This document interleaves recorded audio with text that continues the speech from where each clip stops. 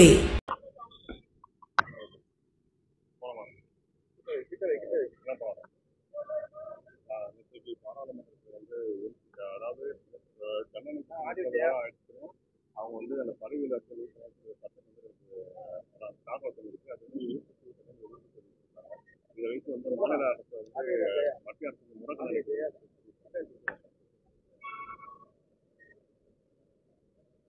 இல்லை, இது மாதிரி நிறைய மாறுதல்கள் சீர்திருத்தங்கள் நம்ம கொண்டு வர வேண்டியது இருக்குது. இப்போ உங்களுக்கே தெரியுது, வாக்குக்கு காசு கொடுத்து வாக்கை வாங்குற முறை இருக்குது.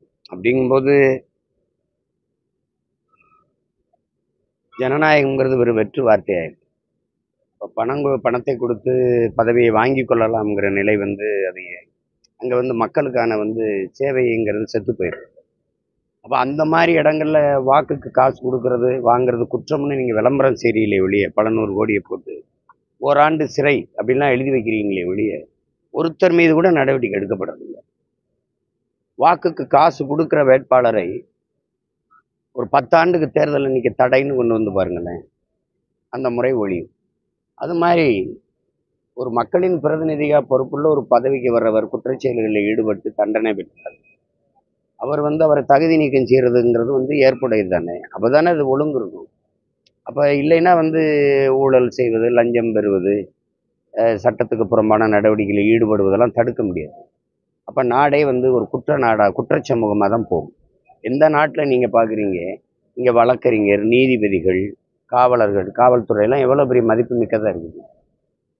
அப்போ அந்த உங்களுக்கு சிறையெல்லாம் பெருசாக கட்டப்படுது அப்படின்னா, இந்த சமூகம் குற்றச்சமூகமாக வளர்ந்து கொண்டிருக்குன்னு அர்த்தம். எந்த தேசத்தில் நீதிபதி தெய்வமாக போற்றப்படுறானோ அந்த நாடு குற்றச்சமூகம் தானே. எந்த நாட்டில் மருத்துவருக்கு அதிக மதிப்பு இருக்கோ அந்த நாடு நோயுற்ற சமூகம் தானே. நோயாளிகள் அதிகமாக இருக்காங்கன்னு தானே அர்த்தம். இதெல்லாம் இல்லாத ஒரு நாடை படைக்கிறதானே சரியா இருக்கும். அப்போ அந்த மாதிரி இதில் அந்த சட்டத்தை நம்ம வரவேற்கிறோம். ஆனால் சட்டத்தை போடுறவங்க எப்படிப்பட்டவங்கிறது இருக்குல்ல, எப்படிப்பட்டவங்கிறது இல்லை, அதுதான் பிரச்சனை. நேற்று நீங்கள் சொன்ன ஒரு கருத்து மிகவும் ஒரு பேச்சு பொருளாச்சு. அதாவது நீங்கள் நடந்து வந்து கொண்டு போகிறது, நீங்கள் அதிகமாக பேசினா அழைத்து கொண்டு சென்ற மாநாட்டில் விட்டுருதுன்னு சொன்ன ஒரு கருத்து சொல்லுவீங்க. அது எப்படி, என்ன சொல்றீங்க? எதில் வரும்போது ஒரு பிராணிகளை பார்த்து நீங்கள் அதிகமாக சவுண்டு பார்த்தீங்கன்னா மாநாட்டில் கொண்டு சென்று உங்களை இறக்கி விடுவேன்னு சொல்லியிருக்கீங்க.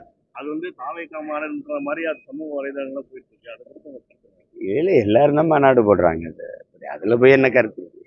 இன்னைக்கு 2வது மாநில மாநாடு விஜய் நடத்துறாரு தென் மாநிலத்தில். நேற்று எப்பவுமே எல்லா அரசியல் கட்சிகளும் இல்லாத ஒரு இது, அதாவது நேற்றைக்கு மதுரை மாநகரம் முழுவதும் வைக்கப்பட்டுள்ள பேனர்கள், கொடி கம்பங்கள் அகற்றணும்னு சொல்லிட்டு ஒரே நாள் அகற்றணும்னு சொல்லிட்டு நீதிமன்றம் உத்தரவிட்டுள்ள மதுரை இதை நீங்க பாருங்க.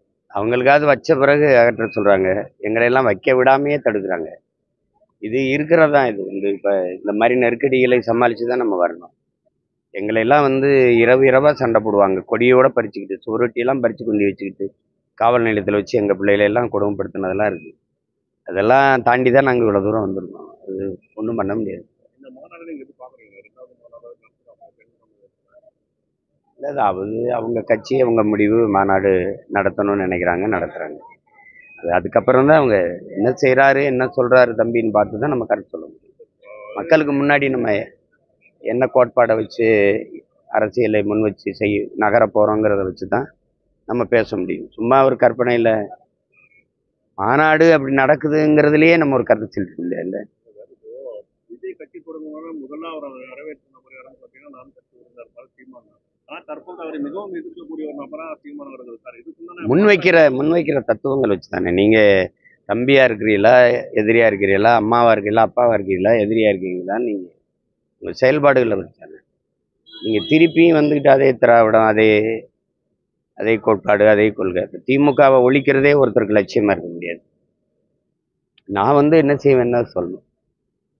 நான் சொல்கிறேன்ல, இந்த கட்சி ஆட்சியிலிருந்து நான் மாற்ற வர்றேன், நான் அடிப்படை அமைப்பு அரசியல் மாற்றத்துக்கு நான் நிற்கிறேன், நான் இந்த அடிப்படையே மாற்றணும்னு நினைக்கிறேன்.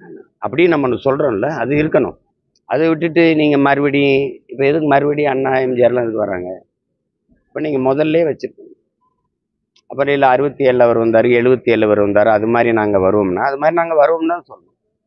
மறுபடியும் அண்ணா எம்ஜிஆர் படம்லாம் வரும்போது ஒருத்தர் ஒரு கட்சின்னு தோற்றுனார், ஒருத்தர் இன்னொரு கட்சின்னு தோற்றுனார். அண்ணா அவர்கள்னா அவர் தோற்றுவித்த கட்சியை தான் நீங்கள் ஒழிக்கணும்னு சொல்கிறீங்க. புரியுதுன்னு நினைக்கிறேன். 60 வருஷமா இந்த நாட்டில் இந்த 2 தலைவர்களுடைய அரசியல் தான் இருக்கு. ஒன்று அண்ணா தொடங்கியது, இன்னொன்று ஐயா எம்ஜிஆர் அவர்கள் தொடங்கியது. இந்த 2 கட்சி தானே இருக்குது. இப்போ அடுத்த மாநாட்டில் அப்புறம் அம்மையார் ஜெயலலிதா, ஐயா எடப்பாடி படம்லாம் வருமா? அது ஒன்று ஒரு நேரத்துக்கு ஒன்று வேணா போய் செஞ்சுட்டே போகும்போது அது வந்து ஏற்புடையதா இல்லை. அப்போ அவருக்கு பின்னாடி திரண்டிருக்கிற ரசிகர்கள் அவருக்கு நண்பா நண்பிகளாக இருக்கலாம், நான் எனக்கு தம்பி தங்கைகளாக இருக்காங்க. அவங்க எல்லாருடைய நல்வாழ்வுக்காக தான் நான் இவ்வளோ தூரம் அர்ப்பணிச்சு நின்று நம்ம போராடுறோம். அது நீங்கள் ஏற்கிறீங்க எதிர்க்கிறீங்க. அவருக்கு அவங்களுக்கும் சரியான வழியை காட்ட வேண்டியது, சரியான அரசியல் பாதையை சொல்ல வேண்டியது முன்னாடி நிற்கிற நம்முடைய கடமை. அதுக்கு தான் சொல்கிறோம், சரியான தத்துவத்தை முன் வச்சு நகரணும். அப்போ புரியுதுன்னு நினைக்கிறேன் அவங்களுக்கு. அது அவருக்கும் சேர்த்தான்னு சொல்கிறேன். ஒரு நிலைப்பாடை எடுத்துக்கிட்டால் அந்த நிலைப்பாட்டில் உறுதியாக நின்று செய்யணும். திருப்பி இதே அரசியல் சாரத்தை எடுத்துக்கிட்டு வர்றதுக்கு இங்கே ஒரு அரசியல் தேவைப்படல. அதுதான் அவங்க இருக்காங்கல்ல. இருக்காங்க. ஆனா அவங்களோட அரசியல் செயல்பாட்டு தெரியலன்னு சொல்லிட்டு தான் எது சரியில்லைன்னு நீங்கள் சொல்லணும். அரசியல் செயல்பாடு சரியில்லைன்னா எது சரியில்லைன்னு சொல்லணும். இப்போ நீங்கள் மொத்தமாக பிஜேபி எதிர்க்கிறான், ஃபாசிசம் எதில் ஃபாசிசமாக இருக்குதுன்னு சொல்லணும். மக்களுக்கு விரோதமான செயலில் ஈடுபடுறது அந்த செயல் என்னன்னு சொல்லணும். நீங்கள் இது சரியில்லைன்னு சொல்கிறது எல்லாரும் சொல்லுவாங்க, வைத்தியக்காரன் கூட சொல்லிடுவான் இது சரியில்லைன்னு. எதனால சரியில்லை? அப்போ எது சரின்னு சொல்லணும். ஒரு தலைமைக்கு தகுதி அதுதான். நீங்கள் வழிகாட்டணும்னா இந்த பாதை சரியில்லை, இந்த பாதையில் போங்கன்னு சொல்லணும். அந்த பாதை எது? இந்த பாதை சரியில்லைன்னு எல்லாரும் சொல்லிட்டீங்க, எது சரியான பாதைன்னு சொல்லுங்க. நீங்கள் சொல்லுங்க, நீங்கள் சொல்லுங்க என்ன சொல்லியிருக்காப்புல. நீங்கள் நான் கேட்கறதுக்கு பதில் சொல்லு. வாரிசு அரசியலை எதிர்க்கிறீங்களா? வாரிசு அரசியலை எதிர்க்கிறீங்களா? அவர்தான் மன்னராட்சின்னு சொல்றாரு. எதனால மன்னராட்சி? எதனாலன்னு கேட்குறேன்ல, எதனாலன்னு கேட்குறேன்னு சொல்லுங்க. எதனால எதனால மன்னராட்சி? மன்னராட்சின்றது ஒரு குடும்பமே வந்து ஒரு அப்படின்னா நீ முதல்ல காங்கிரஸ் தான் பேசணும். ஹலோ, முதல்ல யாரை பேசணும்? நேரு, நேரு மக, நேரு மயன், நேரு பேரன், நீ அப்படிதான் பேசணும். ஏன் பேசல? ஏன் பேசல? நேர்மையா பேசணும். தவறு எவன் செஞ்சாலும் தவறுங்க, புரியுதா? இறைவனே முன்னாடி நின்னாலும் அவன் நெற்றிக்கனே திறந்தாலும் குற்றம் குற்றமேங்கிற பரம்பரையில வந்துட்டு நம்ம அப்படி பேசக்கூடாது. வாரிசு அரசியல் மன்னராட்சி, ஒரு குடும்பத்துல பிறந்ததுனாலே அவனுக்கு பதவினா முதல்ல காங்கிரஸை தான் ஒழிக்கணும். அது பேசணும்ல. அப்போ அதை பேசி இதையும் பேசணும். ஊழல்னா ஊழலுக்காகவே சிறைக்கு போனதால கட்சி ஒன்று இருக்குல்ல, அதையும் பேசணும். புரியுதா? இங்கே மயிலிறகால தடவுறது, இங்கே கட்டக்கம்பால் அடிக்கிறதுனா அது சரியான வழிகாட்டுதலாக இருக்க முடியாது. பேசுனா பேசணும். மன்னராட்சின்னு எதை வச்சு சொல்றீங்க? எதை வச்சு சொல்றீங்க? இப்போ பதில் இருக்கா உங்ககிட்ட?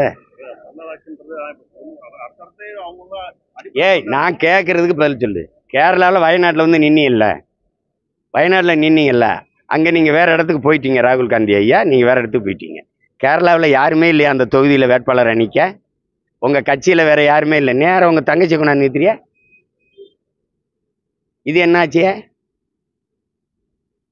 போங்க தம்பி.